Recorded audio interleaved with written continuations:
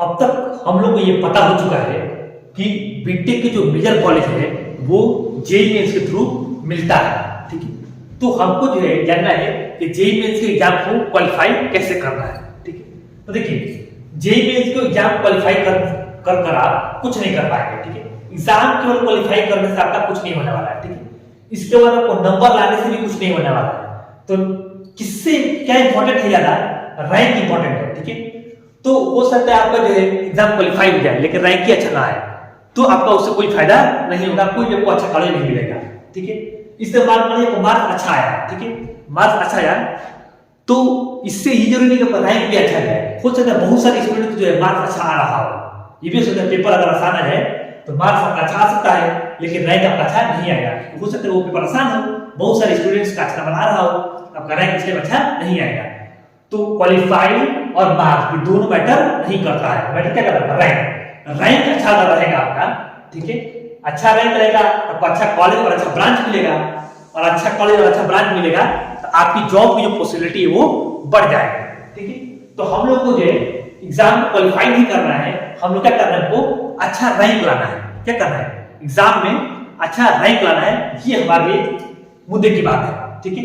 तो एग्जाम में अच्छा नंबर कैसे आएगा, ये यहाँ पर 10 पॉइंट्स लिखा गया है, ठीक है। 10 पॉइंट्स को हम देखते हैं कि जो है कैसे एग्जाम में अच्छा नंबर लाया जा सकता है जेईई मेंस के एग्जाम में, ताकि अच्छा कॉलेज मिल जाए, ठीक है। सबसे पहला काम क्या है, आपको एग्जाम के पैटर्न को जान लेना है कि एग्जाम जो वो किस पैटर्न में होता है, कैसा क्वेश्चन आता है, कितने क्वेश्चन आते हैं, ठीक है। इस पर एक अलग से वीडियो बनाया जा सकता है, ठीक है, प्रॉपर तरीके से डिटेल में इसको एक्सप्लेन करके, ठीक है। इसके बाद क्या है, स्टडी सिलेबस ओरिएंटेड। आपको पढ़ाई कैसे पढ़ना है, सिलेबस ओरिएंटेड पढ़ना है आपको। अब बहुत जगह क्या होता है कि जो है बहुत ज्यादा चीजें पढ़ा दिया जाता है जिसकी जरूरत नहीं है कोई, ठीक है। बहुत जगह आता है बहुत ज्यादा कुछ पढ़ा दिया जाता है जिसकी जरूरत ही नहीं कोई, ठीक है। इसी तरीके से हमारा एक स्टूडेंट था, ठीक है, वो मेरे यहाँ पढ़ता, ठीक है। हम उसको जो है केमिस्ट्री पढ़ा रहे थे, ऑर्गेनिक केमिस्ट्री पढ़ा रहे थे, ठीक है।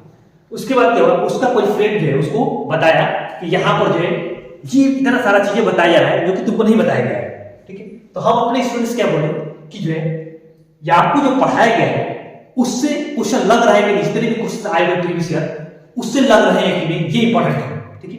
अगर लग रहे हैं सारे क्वेश्चन तो फाइन, सब कुछ ठीक है, अगर नहीं लग रहा है तब बताइए, ठीक है।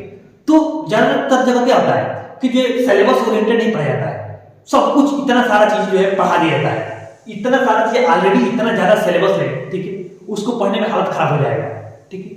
तो जो है सिलेबस ओरिएंटेड पढ़ के सिलेबस अधिक पढ़ने की कोई जरूरत नहीं है आपको, ठीक है। तो सिलेबस ओरिएंटेड आपको स्टडी करना है। इसके क्या करना है, concept should be crystal clear. Concept आपका एकदम क्रिस्टल क्लियर होना चाहिए क्योंकि ये कॉम्पिटिटिव एग्जाम है, यहाँ पर क्वेश्चन छोटे छोटे बातों से पूछा जाता है, ठीक है।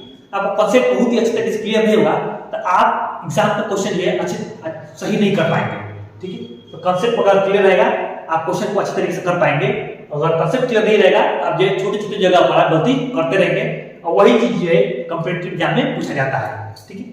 Much different from boards. अब जेईई मेंस एग्जाम जो है वो बोर्ड के एग्जाम से बहुत ही अलग है। बोर्ड के एग्जाम दिए, सीबीएसई बोर्ड के एग्जाम दिए, किसी भी बोर्ड के एग्जाम दिए, ठीक है।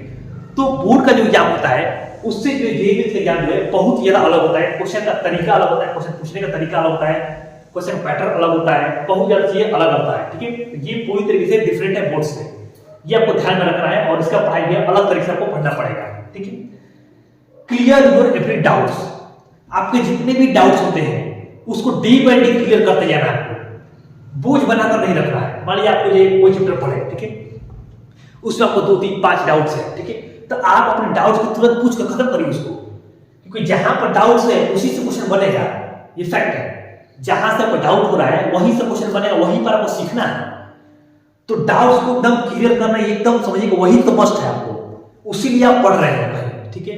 तो डाउट्स को एकदम क्लियर करिए, एकदम मस्ट है क्लियर करना डाउट्स को, क्योंकि क्वेश्चन बनेगा डाउट से, ठीक है। Right study materials. अब बहुत सारे स्टूडेंट्स क्या करते हैं, बहुत तरह तरह की किताब जो है वो लगाने लगते हैं, ठीक है, लेकिन जो है वो सही तरीका नहीं है। आपको यह प्रॉपर रिसोर्सेज का इस्तेमाल करना है, ठीक है, सही तरीके से जो आपको सही मटेरियल्स का यूज करना है ताकि आप एग्जाम में कर पाए, ठीक है। बहुत सारा बुक्स का इस्तेमाल नहीं करना चाहिए, ठीक है। तो इस पर बताया जा सकता है आपको जो है कि सही स्टडी मटेरियल जो है वो क्या होता है, ये एक अलग वीडियो बनाया जा सकता है, ठीक है। पीवाईक्यू प्रीवियस ईयर क्वेश्चंस बहुत ज्यादा इंपॉर्टेंट होता है, इसका एकदम जो है मस्ट है कि इसको लगाना चाहिए आपको एकदम, ठीक है, ये मस्ट है कि एकदम लगाना चाहिए, नहीं लगाना ही है आपको प्रीवियस ईयर क्वेश्चंस, ठीक है।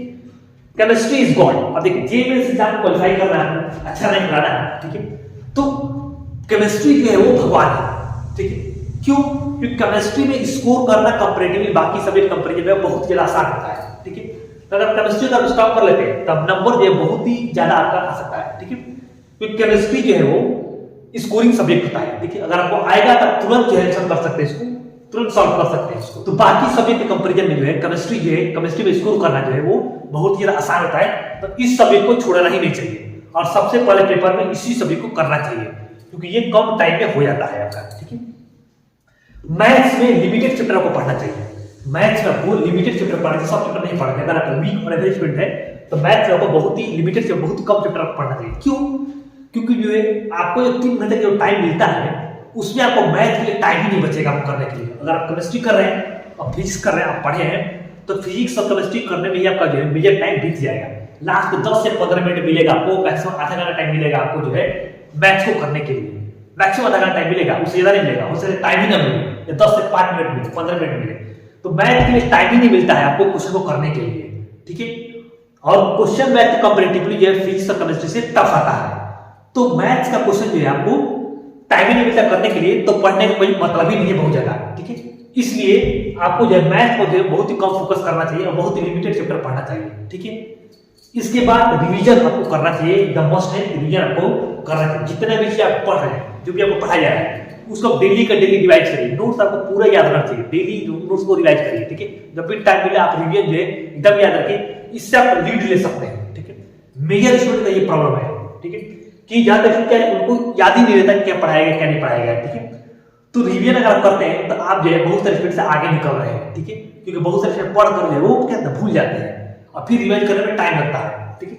तो अगर आप डेली रिवाइज करेंगे आप तो आप काफी आगे निकल जाएंगे। तो रिवीजन जो है वो एकदम मस्ट है। Thank you.